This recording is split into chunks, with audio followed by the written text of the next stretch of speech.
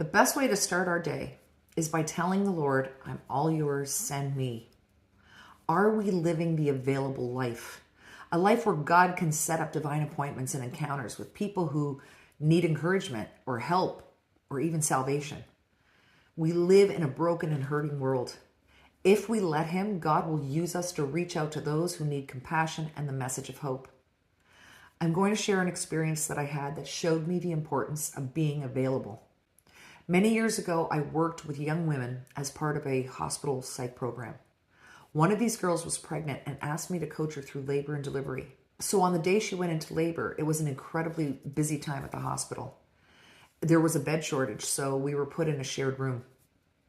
As I was coaching this young lady through the labor, I overheard the doctor explain to the woman in the other bed, who was about 2 weeks shy of her due date, that they could not find her baby's heartbeat. And they were going to send her for an ultrasound to investigate further.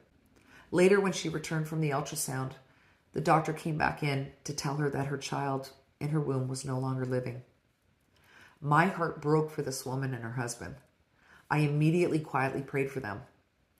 They were told to go home, that she would soon go into labor naturally.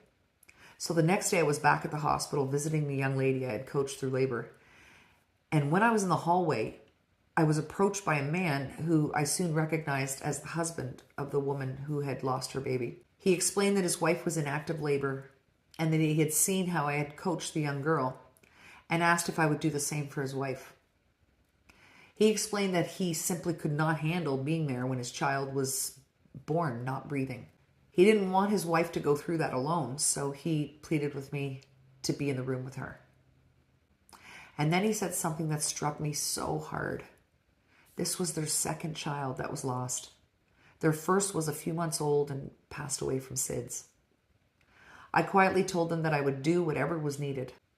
Needless to say, that experience was absolutely heartbreaking. But it was also beautiful because the Spirit of the Lord was there in that delivery room.